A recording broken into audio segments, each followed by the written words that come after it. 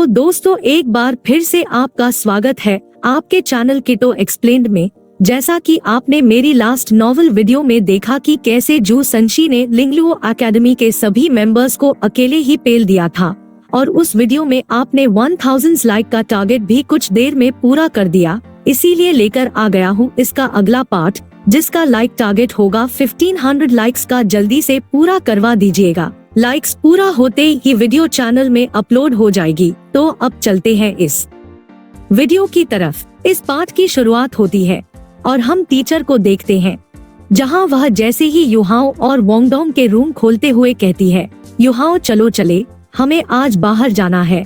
और जैसे टीचर की नजर युहाओ और वोंगडोंग के ऊपर पड़ती है तो इनके होश उड़ जाते हैं। और इस तरफ युहाओ और वोंगडोंग जैसे ही टीचर को यहाँ पर देखते हैं तो उनके काफी तगड़े वाले होश उड़ जाते हैं। इस सीन को देखकर इधर टीचर कहती है, क्या तुम लोग अभी भी फाइट कर रहे हो? और इस तरफ युहाओ ने वोंगडोंग को अपने नीचे दबा रखा होता है और यह कहता है, नहीं हम तो बस खेल रहे थे, चलो टीचर वैसे हम कहाँ जा रहे हैं। और इस तरफ वोंगडोंग को युहाओ ने नीचे दबा रखा था, इसीलिए ये चिल्लाते हुए कहता है, यह मत सोचना कि तुम इस बार जो जीत गए हो तो तुम मुझसे बच के जा सकते हो, अगली बार मैं तुम्हें सबक सिखाऊंगा। इधर टीचर कहती है, हम ऑक्शन को देखने के लिए जा रहे हैं।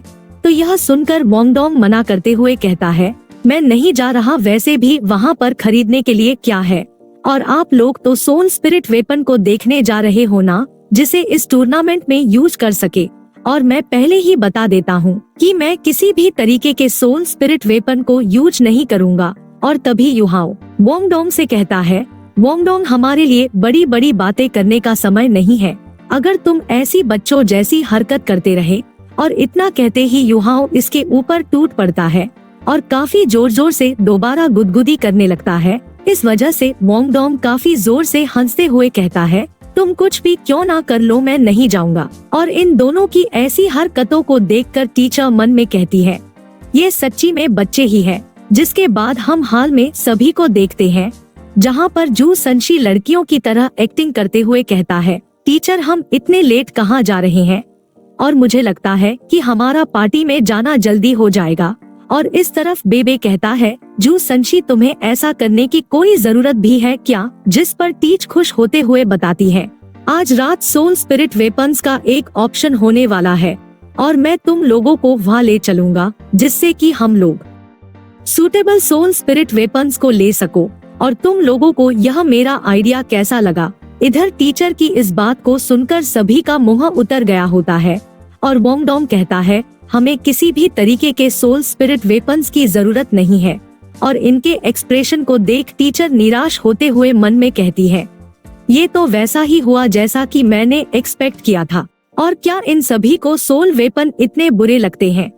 और मुझे लगता है कि इन सभी के ओपिनियन को सोल स्पिरिट वेपन को लेकर बदलना आसान नहीं है, लेकिन क्योंकि हम श्रेक्स है इसलिए हमें बदलने की जरूरत है। चाहे कुछ भी क्यों ना हो, हमें स्कूल के फ्यूचर के लिए यह करना ही होगा और मुझे कोशिश करने की जरूरत है, जिससे कि यह लोग सोल स्पिरिट वेपन को एक्सेप्ट कर सके। और फिर टीचर कहती है, मैं जानती हूँ कि तुम सभी ही सोल स्पिरिट वेपन्स के खिलाफ हो, लेकिन ये समय बदल चुका है इस टूर्नामेंट में, और यहाँ पर सिर्फ कुछ ही स्पिरिट मास्टर स्कूल है और सोल स्पिरिट वेपन्स जो है यह वेपन स्पिरिट मास्टर्स के लिए ही है। हम लोग इस बदलाव को एक एक्सपीरियंस कर रहे हैं और मेरी ऑब्जर्वेशन के हिसाब से काफी सारी टीम इसे एडवांस हो चुकी है और टोटल 80% टीम्स के पास सोल स्पिरिट वेपन्स है। इसलिए हमें भी वह सब कुछ करने की जरूरत है जिससे कि हम लगातार आगे बढ़ सके। और अगर हमारे पास सोल स्पिरिट वेपन्स होते तो हम उस डिजास्टर को होने से रोक सकते थे। और इस बात को केयरफुल होकर सोचो, क्या होता अगर हमारी ओरिजिनल टीम मेंबर्स के पास डिफेंस सोल स्पिरिट वेपन्स होते? तब भी क्या वो एंडिंग इतनी बुरी होती? जिस पर केतु कहता है, बिल्कुल भी नहीं। यहाँ तक कि अगर हमारे पास क्लास 5 का डिफेंस सोल स्पिरिट वेपन होता तो वो कम से कम डैमेज को 60% कम कर देता। और 60% को सुनकर सभी के होश उड़ गए होते हैं। और जू संशी कहता है, तो वो अब भी जिंदा होते। और फिर टीचर बताती है, आजकल स्पिरिट मास्टर्स कम होते जा रहे हैं। एक और पॉइंट है जिसके बारे में हमें सोचने की जरूरत है। अगर ह्यूमैनिटी ऐसे ही लगातार डेवलप करती रही तो तुम लोगों को क्या लगता है कि अगले 10,000 साल बाद चीज कैसी होगी? और अगर हम उस समय हुए तो हम देखेंगे कि सोल स्पिरिट वेपन ह्यूमैनिटी का कोर कंपोनेंट बन चुका होगा। और अभी तुम सभी लोग ही उस अहम पड़ाव में हो, और अगर तुम लोग सच्चाई को स्वीकार नहीं करोगे तो पीछे रह जाओगे। इतना कहकर टीचर मन में कहती है, 10,000 साल बाद क्या तब भी श्रेक्स अकादमी पूरे कॉन्टिनेंट के अंदर नंबर 1 होगी? और फिर यह कहती है, तुम सभी लोग ही हमारे स्कूल का फ्यूचर हो, इसलिए मैं उम्मीद करती हूँ कि तुम सभी लोग अपने आप को स्कूल के लिए बदल सको। और मुझे जो कहना था मैं कह चुकी हूँ, और अब सब कुछ तुम लोगों पर ही है। तुम लोगों को क्या डिसाइड करना है, और मैं तुम में से किसी को भी मजबूर नहीं करूँगी।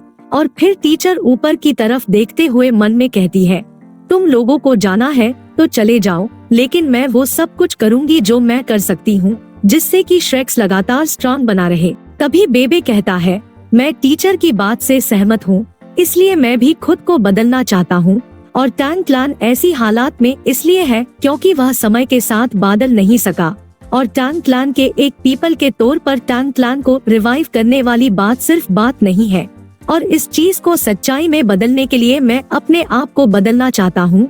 और बेबे की इस बात को सुनकर टीचर काफी खुश हो जाती है, और यह मन में कहती है, बहुत अच्छे, अगर बेबे सहमत है तो फिर बाकी सभी लोग आसानी से सहमत हो जाएंगे। और तभी जू संशी कहता है, भाई तुम कुछ ज्यादा ही सोच रही हो, मैं भी सहमत हूँ, और अगर मैंने ऐसा नहीं किया तो बेबे अकेला बैठ जाएगा, इसलिए मैं इस बच्चे को अकेला ऐसा नहीं करने दूंगा।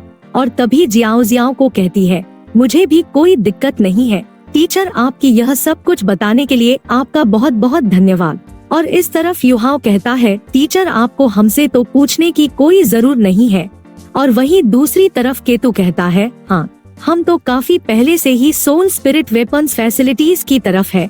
और फिर जियांग ननन कहती है, वो सोल स्पिरिट वेपन पक्का काफी महंगे होंगे, और इस चीज से सहमत होना मतलब हमें काफी ज्यादा पैसा खर्च करने की जरूर होगी। जिस पर टीचर कहती है, पैसों की तो कोई दिक्कत नहीं है क्योंकि इसके लिए स्कूल पे करेगा। तो यह सुनकर जियांग ननन कहती है, तो फिर मुझे भी कोई दिक्कत नहीं है। और फिर टीचर वोंगडोंग से पूछती है, अगर तुम्हें भी इससे कोई दिक्कत नहीं है तो फिर हम चलते हैं। और तभी वोंगडोंग कहता है, नहीं मुझे इससे दिक्कत है। और फिर यह चिल्लाते हुए कहता है, मैं बिल्कुल भी सोल स्पिरिट वेपन को इस्तेमाल नहीं करना चाहता हूँ, और यह एकदम गलत है, पूरी तरीके से गलत है। और अगर तुम लोग जाना चाहते हो तो चले जाओ। और तभी युहाओ वोंगडोंग के पास जाकर पूछता है, वोंगडोंग ये तुम क्या कर रहे हो? जिस पर वोंगडोंग कहता है, युहाओ मैं ठीक कह रहा हूँ, मैं अभी किसी भी तरीके के सोल स्पिरिट वेपन का इस्तेमाल नहीं करना चाहता हूँ, इसलिए तुम मुझे इस बारे में अभी बात करने की कोशिश मत करो। और मैं अब अपने रूम में जा रहा हूँ। और वोंगडोंग को इतना परेशान देखे युहाओ भी थोड़ा सा परेशान हो जाता है। और टीचर कहती है, कोई ना, उसे जेन दो, हम सभी के ही अपने अपने प्रिंसिपल्स होते हैं, और हम दूसरों को इस चीज के लिए फोर्स नहीं कर सकते हैं। और युहाओ परेशान होते हुए कहता है, क्या यह सच में ठीक रहेगा? क्योंकि वो काफी ज्यादा गुस्से में दिख रहा था, और जब मैं लौट कर आऊंगा तब मैं उससे बात करने जाऊंगा। तो फिर अब हम चलते हैं। जिसके बाद यह सभी लोग ऑक्शन के लिए चले जाते हैं। तो दोस्तों, इसी के साथ आज का ये पार्ट यहीं पर खत्म होता है, और आप अगले पार्ट में देखेंगे ऑक्शन हाउस में एक ऐसी चीज को जो कि सच में एक कर्स्ड ऑब्जेक्ट होने वाली है, और इसे कौन परचेस करेगा और आगे क्या होगा उसके लाइक करें इस वीडियो को, कमेंट में नेक्स्ट पार्ट जरूर से लिखना। तब तक के लिए बाय बाय, टेक केयर। जहां पर इनके शाम का ऑप्शन का